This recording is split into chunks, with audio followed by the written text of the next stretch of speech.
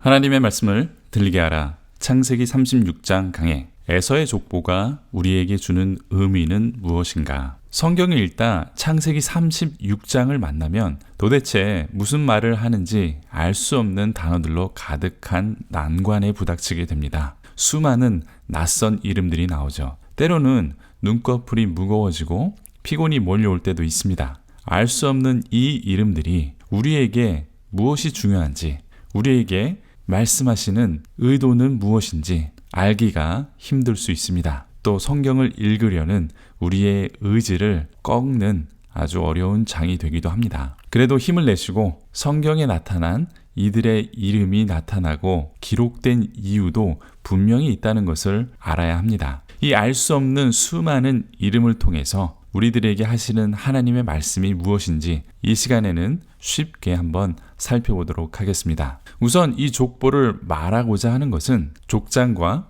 왕들의 이름을 강조해 주는 것입니다. 창세기 36장 1절에는 에서 곧 에돔의 족보는 이러하니라 이렇게 시작을 합니다. 족보라고 분명히 밝히고 있습니다. 그런데 특이하게도 에서의 부인들을 중심으로 묶여져 있습니다. 에서의 아내 아다, 오홀리바마, 바스맛 이렇게 3명의 아내의 후손들로 묶여져 있습니다. 10절에 보면 에서의 아내 아다의 아들들이 나타납니다. 그리고 14절에는 오홀리바마의 아들들이 나타납니다. 이렇게 크게 두 분류로 되어 있습니다. 그런데 이 중에서 족장들이 나타납니다. 에서의 아내 아다에게서 나온 족장들은 15절에서 16절에 나타납니다. 에서의 아내 바스맛에서 나온 족장은 17절에 나타납니다. 그리고 아내 오홀리바마에게서 나온 족장들은 18절에 나타나죠.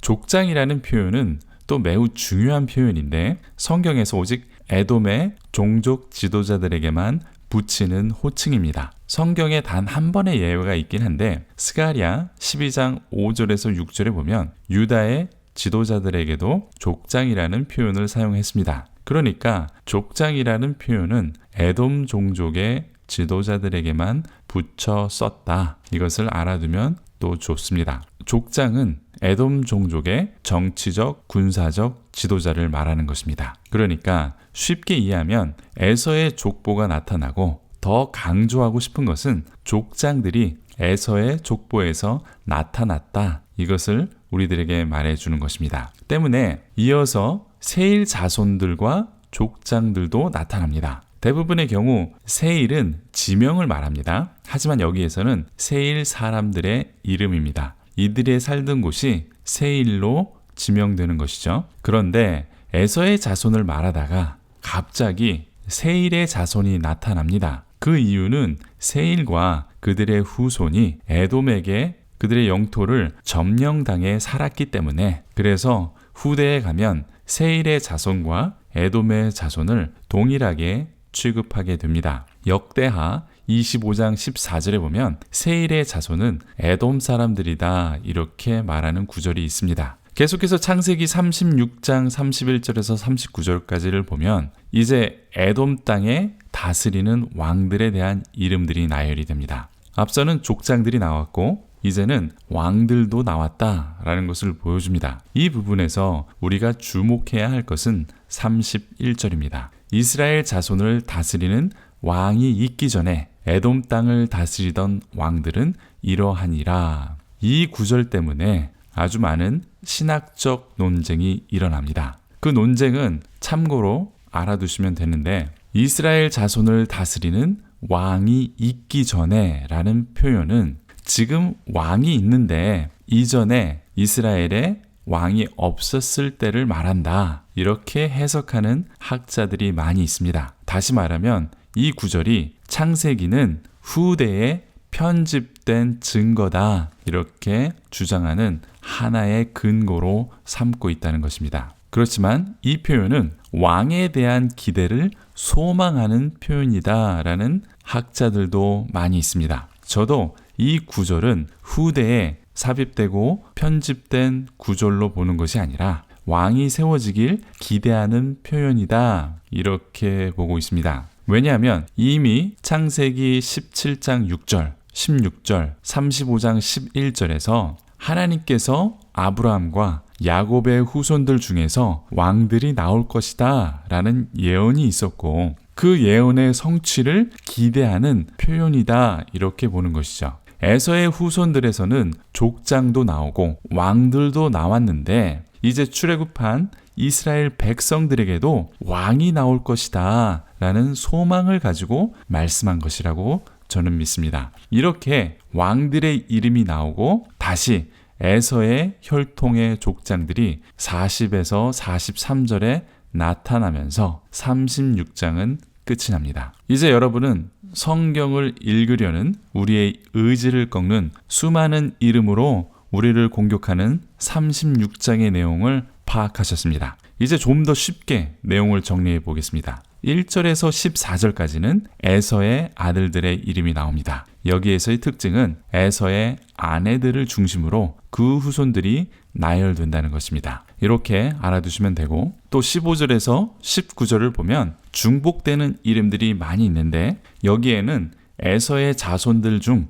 족장이 된 사람들의 이름이 나타납니다. 족장은 정치적, 군사적 지도자를 말하는데 오직 에돔 족속에게만 사용되는 표현이다. 이렇게 요점만 알아주시면 됩니다. 또 20절에서 30절은 세일 자손들이 나타납니다. 에돔이 세일 땅을 점령했기 때문에 원래 그 지역에 살던 세일 족속도 나타나는 것입니다. 이어서 31절에서 39절은 에돔의 왕들이 나타나고 40절에서 43절은 다시 에서의 후손들의 족장들의 이름이 나타나면서 마무리가 됩니다. 이러면 전체적인 내용을 쉽게 파악하셨고 이 요점을 가지고 읽으시면 됩니다. 그렇지만 무작정 읽기만 하면 뭐 하겠습니까? 36장이 말씀하는 이 내용과 의도를 알아야 합니다. 창세기 36장은 야곱이 그렇게 치열하게 언약 백성이 되려 했던 것과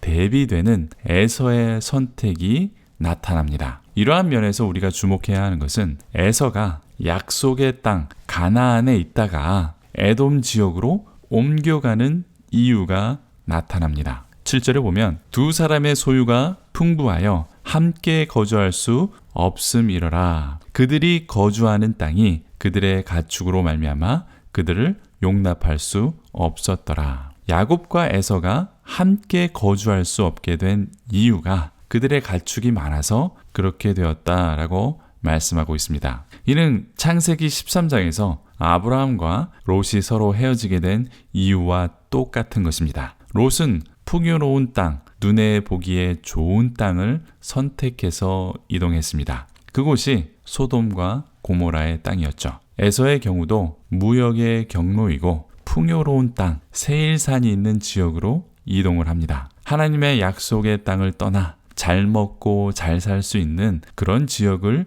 선택해서 갔다는 것입니다. 에서는 처음부터 하나님의 언약을 소중하게 생각하지 않았습니다. 장자의 명분도 팔고 이방 여인과 결혼하고 그렇게 하나님의 언약이나 명령을 소중하게 생각하지 않고 살았던 것입니다. 그래도 에서는 잘 먹고 잘 살았습니다. 야곱보다 더 많은 자손을 낳았습니다. 더 많은 영토를 차지했습니다. 정치적, 군사적 지도자인 족장들도 더 많이 배출했습니다. 심지어 왕들과 왕국을 더 많이 형성하고 강력한 나라를 세워서 이스라엘을 끊임없이 괴롭히고 경쟁하는 그런 나라가 되었습니다. 하나님을 따르지 않고 하나님의 언약 백성이 되려 하지 않았고 언약을 소중하게 생각하지도 않았지만 잘 먹고 잘 사는 것에는 큰 지장이 없었다는 것입니다. 아니, 어쩌면 더 잘 먹고 더 잘 살 수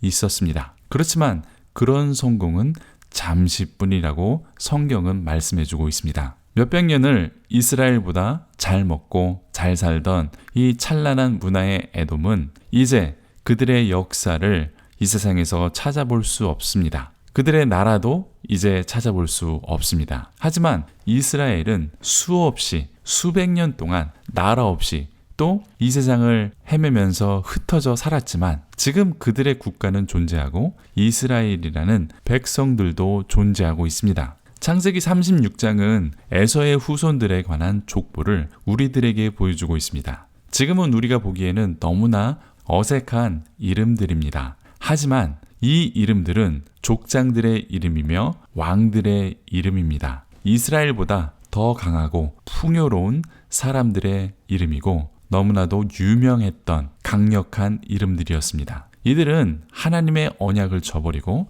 약속의 땅을 떠나서도 잘 먹고 잘 살고 더 강한 족속이 되었습니다. 이스라엘 자손이 넘을 수 없는 왕국으로 이스라엘을 끊임없이 괴롭히는 존재였습니다. 하지만 민수기 24장 17절에서 18절에 보면 한 별이 야곱에게서 나와서 그들의 원수 에돔을 정복하고 통치하게 된다고 예언을 하고 있습니다. 창세기와 민수기는 같은 시대에 기록된 것입니다. 결국 에돔이 원수가 되어서 이스라엘을 괴롭게 하는 강한 왕국이지만 나중에 하나님께서는 그들을 정복하고 다스리게 될 것이다. 이렇게 소망의 메시지를 주셨습니다. 그리고 그 말씀은 실제로 역사 속에서 이루어졌습니다. 에돔 땅은 이스라엘의 영토가 되었고 지금도 에돔 지역은 이스라엘 남부 영토에 포함이 되어 있습니다. 이것이 하나님의 말씀과 하나님의 언약을 따라 살고 있는 사람들의 결과라고 우리들에게 말씀해주고 있습니다. 처음에는 하나님을 떠난 사람들이 더 잘 되는 것처럼 보입니다. 사회적으로도 성공하고 물질적으로도 풍성하고 잘 먹고 잘 살고 잘 나가는 강력한 사람들이 됩니다. 하지만 하나님의 때가 되면 결국 하나님의 백성들이 승리하고 이기는 자가 될 것이다. 이렇게 말씀해 주고 있는 것입니다. 지금 이 말씀은 현대를 살아가는 우리들에게 주는 말씀입니다. 수많은 낯선 이름으로 무슨 말씀인지 이해하기 힘든 장면들이 펼쳐집니다. 하지만 창세기 36장은 오늘날 현대를 살아가는 우리들에게도 하시는 살아계신 하나님의 말씀입니다. 예수 그리스도를 믿지 않고 눈에 보기에 좋은 것을 쫓으며 잘 먹고 잘 사는 것을 쫓아갑니다. 그들의 선택은 맞는 것처럼 보입니다. 정말 잘 먹고 잘 살고 권력도 가지고 번성합니다. 하지만 성경은 말씀해 주십니다. 세상 사람들의 부와 세상 사람들의 권력은 잠시뿐이라고 말씀합니다. 역사는 이러한 사실을 증명합니다. 성경은 이러한 사실을 증명합니다. 또 우리의 믿음과 소망도 이러한 사실을 확신합니다. 하지만 세상은 예수를 믿는다고 무시하고 비아냥거리기도 합니다. 많은 수모를 그리스도인이라는 이유 때문에 당하기도 합니다. 적당히 믿으며 살라 조롱하기도 하고 뉴스 미디어, 영화나 드라마 속에서도 그렇습니다. 기독교인들이 얼마나 가식적인 사람들인지 민낯을 보여주며 욕하고 비난합니다. 하지만 예수님께서 다시 오시면 우리들의 이 억울한 눈물을 씻어주실 것입니다. 세상 사람들은 강력한 지도자들과 통치권자들이 되어 잘 되는 것처럼 보이지만 그들의 권력은 잠시뿐입니다. 성경은 예수님께서 오실 때에 우리는 왕이 되어서 이 세상을 영원히 통치하게 될 것이다. 이렇게 말씀하고 있습니다. 때문에 우리는 언약 관계 안에서 하나님의 백성이 될 것을 선택해야 합니다. 언약 관계는 사랑하는 관계입니다. 하나님과 사랑하는 관계만 유지되면 됩니다. 하나님을 사랑하고 하나님과의 인격적인 관계가 되면 아무것도 염려하지 않아도 됩니다. 창세기는 계속해서 이 언약 관계가 얼마나 중요한 것인지 말씀하고 있습니다. 창세기 36장에서 에서는 눈에 보기에 좋은 곳으로 갔습니다. 하지만 야곱은 언약 백성이 되려는 선택을 했습니다. 하나님과의 사랑하는 관계를 선택했다는 것이죠. 저와 여러분들은 살아계신 하나님과 영원한 인격적인 관계, 사랑하는 관계 안에서 이 세상을 이기는 자가 되시길 간절히 축원드립니다. 아멘. 도움이 되셨습니까? 질문이나 다른 의견 있으시면 댓글을 달아주십시오. 또 구독과 좋아요, 알람까지 설정해 주시면 제게 큰 격려가 됩니다. 하나님의 말씀이 퍼져나갈 수 있도록 주변 분들에게 추천해 주시고 공유도 해 주십시오. 많은 성도님들이 하나님과 더욱 가까워지고 하나님의 뜻에 따르는 삶을 살 수 있도록 이 말씀 사역에 동참해 주셔서 힘이 되어 주십시오. 하나님과 인격적인 언약 관계 안에서 하나님의 백성으로 이기는 자가 되시길 간절히 축원드립니다. 감사합니다.